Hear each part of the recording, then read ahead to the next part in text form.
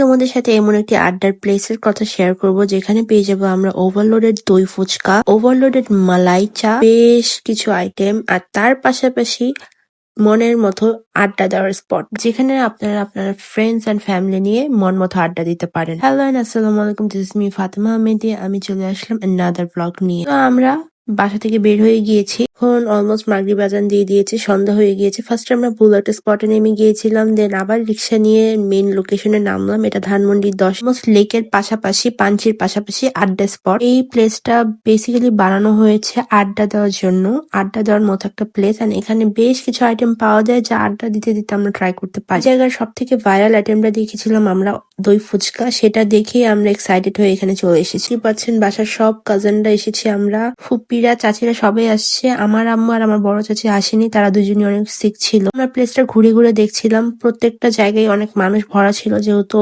আড্ডা দেওয়ার প্লেস। সন্ধ্যা রাতের সময় এখানে মানুষ বেশি হয়, তো আমরা 3টা সিট একসাথে করে বসে গিয়েছিলাম, কারণ আমরা অনেক মানুষ আর বড়রা আরেক পাশে বসেছিল। আজকে শাওয়ার নিয়ে তাড়াহুড়ায় বের হয়েছি, তাই হেয়ারটা একদম অগোছালো, তাই খুলে দিলাম, একদম ভিজা ভিজা হয়ে আছে। এখানে আমরা সবাই বসে সবার সাথে আলাপ আলোচনা করছিলাম। এর মাঝে আমাদের দই ফুচকা চলে এসেছে, এন্ড দই ফুচকা দেখে আমরা অবাক। আমার 6টা দই ফুচকা দেওয়া হয়েছিল, এন্ড দই ওভারলোডেড ছিল। এটাকে বলে আসল দই ফুচকা, যেখানে এতটা দই দেওয়া হয়েছে। 2 ধরনের চাটনি দেওয়া হয়েছিল, একটা পুদিনা পাতার চাটনি আর একটা ছিল টকের তেঁতুলের চাটনি। জোরে অবশ্যই ঘুগনি আরো মশলা দেওয়া ছিল। এন্ড টেস্ট করার পর আমার কাছে অনেক বেশি ভালো লেগেছে। ভালো লাগেনি জাস্ট একটা জিনিস, দইয়ের মধ্যে মিষ্টি একদমই ছিল না। আই থিঙ্ক তারা দইয়ের মধ্যে স্পেশালি কোনো ফ্লেভার অ্যাড করেনি, জাস্ট দই একদম ওভারলোডেড করে দিয়েছে। যাই বলো না বলো, দই ফুচকা এমনই হওয়া উচিত, দই ওভারলোডেড। এর প্রাইস ছিল 130 টাকা। আমার কাজিন অনেক লজ্জা পাচ্ছিল, খাওয়ার সময় ওর ভিডিও নিচ্ছিলাম। সবাই খাওয়া দাওয়া করছিল, আমাদের খাওয়া একদম অলমোস্ট শেষ, আর আমরা এখানে মজা করছিলাম সবাই মিলে। প্লেসটা আমরা বসেছিলাম একদম লেকের পাশে, আর আমার ভাগ্নি নিয়েছিল নাচোস, তো আমি নাচোসটা ট্রাই করলাম। নাচোসটা ওকে ওকে ছিল,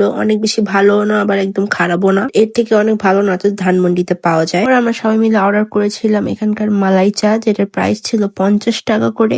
এন্ড ফার্স্টে আমরা ভেবেছিলাম এখানে মালাই একটু কম দিয়েছে, কারণ এখানে ওভারলোডেড মালাই চা পাওয়া যায়, এটার জন্য এটার প্রাইসটা একটু হাই। বাট টেস্ট করার পর চাটা এত বেশি মজা ছিল, আর কোয়ান্টিটি দেখতেই পারছেন, একটা বড় কাপ ভরা ছিল। একটা পার্সন ইজিলি অনেক সময় নিয়ে আড্ডা দিতে দিতে খেতে পারবে। আমি আপনাদের হাইলি রিকমেন্ড করবো, আর কিছু হোক চাই না হোক, এখানে এসে এই মালাই চাটা একবার হলো ট্রাই করবেন। Believe me, after try this you won't regret. আড্ডা দিচ্ছিলাম আর চা খাচ্ছিলাম, আর এদিকে হুট করে আমার কাজিন জানি আমাকে কি বলছে, এটা আমি জানিও না, মনেও নাই। সময়টা অলমোস্ট রাত 8টার বেশি বাজে, 9টার কাছাকাছি বেজে গিয়েছে। এন্ড আমরা কিন্তু অনেক সময় নিয়ে এখানে আড্ডা দিয়ে এই প্লেসটার মধ্যে খাওয়া দাওয়া করেছি। যখন মন চায় ততক্ষণ আড্ডা দিতে পারেন, তাদের কোনো প্যারা নাই। থেকে মজার বিষয় কি জানেন, এটা আমার ইউনিভার্সিটির পাশে, বাট আমি এই সাইডটা আসিই না তেমন একটা, আগে এটা ব্লগ দিয়ে দিতাম আমি।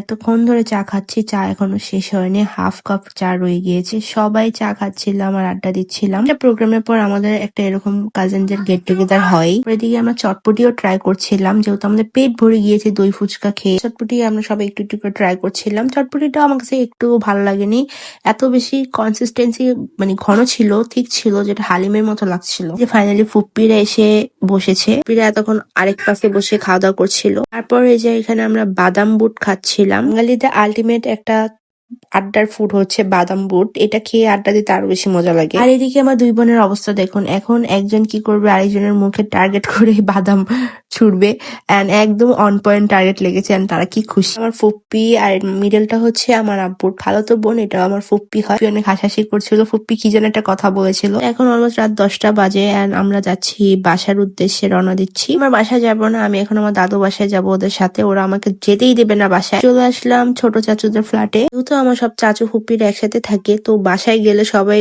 মানে আমার কাজিনরা টানাটানি করে আমার ফ্ল্যাটে আসো, বলে আমার ফ্ল্যাটে আসো। এখন আমার ছোট চাচুর ফ্ল্যাটে এখানে অনেকক্ষণ আড্ডা দিয়েছি। আর এদিকে আমার ভাগ্নির এই ফিল্টারটা না শেয়ার করলে তো চলবে না, জোস লাগতেছিল রে। কি আমরা আমাদের বিখ্যাত পুরানো এই স্ন্যাপচ্যাট ফিল্টার দিয়ে হি হি হা হা করছিলাম। পর আর কোনো ক্লিপ নেওয়া হয়নি। এরপর আমি বড় চাচু মানে আমার বড় আব্বুদের ফ্ল্যাটে চলে গিয়েছিলাম, ওখানে রাতের ডিনার করে রাত 1টা 1:30টার সময় বাসায় গিয়েছি, সো ওইগুলার ক্লিপ নেওয়া হয়নি। আপাতত আছি এখানে আমরা অনেক আড্ডা দিচ্ছি। তারপর ছোট চাচি আমাদের আইসক্রিম এনে দেয়। এখন আমরা খাচ্ছিলাম আইসক্রিম এন্ড আমাদের সবারই অনেক ঠান্ডা আর আমাদের কি দুঃসাহস যে আমরা আইসক্রিম খাওয়া বাদ দিই না। এই যে আইসক্রিমটা খেয়েছি স্টিল না আমার গলা ভেঙে আছে, ঠান্ডা লেগে আছে, এই ঠান্ডা আমাকে ছাড়ছে না। তো এই ছিল আমার আজকের ব্লগ, সবাই মিলে অনেক বেশি ফান করেছি এন্ড এরকম আরো ব্লগ দেখতে চাইলে অবশ্যই আমার পেজটাকে ফলো করতে হবে। আজকের জন্য এইটুকুই, আল্লাহ হাফেজ।